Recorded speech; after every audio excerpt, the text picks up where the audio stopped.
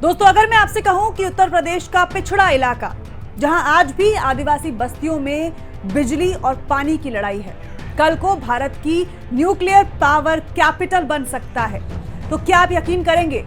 जी हां, हम बात कर रहे हैं सोनभद्र की, जहां यूरेनियम के विशाल भंडार की खोज ने भारत की परमाणु ऊर्जा कहानी को नई दिशा देने की उम्मीद जगाई है। और यही है आज की हमारी बड़ी रिपोर्ट। सोनभद्र, पिछड़ेपन से परमाणु ताकत तक का सफर। देश के परमाणु ऊर्जा विभाग की खोज अब यूपी तक पहुंच चुकी है। सोनभद्र जिले के म्योरपुर ब्लॉक के नकटू गांव में 785 टन यूरेनियम ऑक्साइड के साक्ष्य मिले हैं, यानी वो खनिज जिनसे परमाणु रिएक्टर का ईंधन बनता है, वही सोनभद्र की धरती के नीचे दबा हुआ है।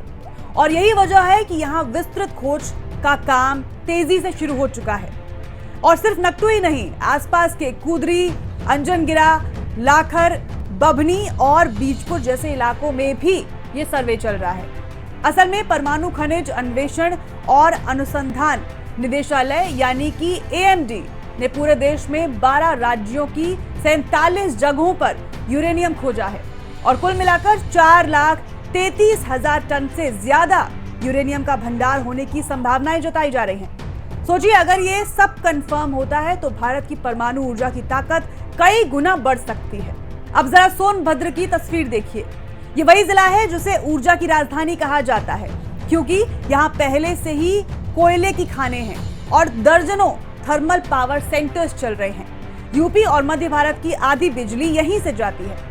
अब अगर यूरेनियम का उत्पादन भी यहीं से हुआ तो सोनभद्र न सिर्फ थर्मल पावर का हब रहेगा, बल्कि न्यूक्लियर पावर का नया सेंटर भी बन सकता है। यानी पिछड़ेपन और आदिवासी गरीबी की पहचान रखने वाला इलाका कल को भारत की एनर्जी डेस्टिनी तय कर सकता है। अब सवाल यह है कि अगर सोनभद्र में यूरेनियम का खनन शुरू होता है तो क्या सिर्फ भारत की परमाणु शक्ति बढ़ेगी या यहाँ की स्थानीय जनता की जिंदगी भी बदलेगी? क्योंकि अभी तक का इतिहास यही कहता है कि जहां भी बड़े उद्योग गए हैं वहां दो तस्वीरें बनी हैं। एक तरफ विकास, सड़क, फैक्ट्री और बिजली, और दूसरी तरफ आदिवासियों का विस्थापन और संघर्ष। तो क्या सोनभद्र भी यही होगा या सरकार कोई नई नीति लाकर लोकल कम्युनिटी को पार्टनर भी बनाएगी? भारत सरकार का टारगेट है कि 2047 तक भारत एक विकसित राष्ट्र बने और इसमें न्यूक्लियर एनर्जी का बड़ा रोल है।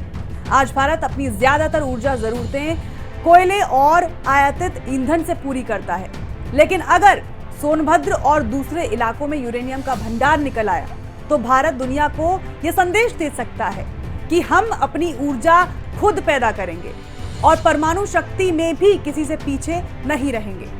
यानी सोनभद्र की यह खोज सिर्फ एक जिले की कहानी नहीं है, बल्कि भारत की एनर्जी इंडिपेंडेंस की कहानी है।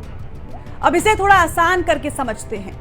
ये जो यूरेनियम निकला है ये U-308 कैटेगरी का है। ये वही खनिज है जिसे प्रोसेस करके न्यूक्लियर रिएक्टर में फ्यूल बनाया जाता है और इससे निकलती है बिजली, क्लीन, ग्रीन और लॉन्ग टर्म।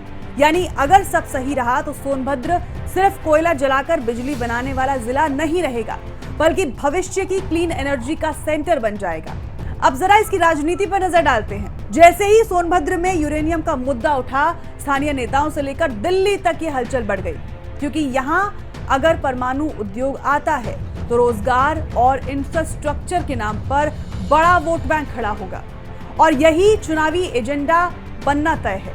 मतलब सोनभद्र अब सिर्फ आदिवासियों और खनन माफियाओं की राजनीति से नहीं, बल्कि नेशनल पॉलिटिक्स में भी अपनी जगह बनाने जा रहा है।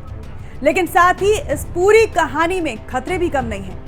यूरेनियम खनन से जुड़ा सबसे बड़ा डर है रेडिएशन। अगर सेफ्टी स्टैंडर्ड्स फॉलो नहीं हुए तो ये इलाका बीमारी और प्रदूषण का शिकार भी बन सकता है। इसीलिए आने वाले समय में यहाँ सिर्फ उद्योग नहीं, बल्कि कड़े सुरक्षा इंतजाम और हेल्थ मॉनिटरिंग की भी जरूरत है।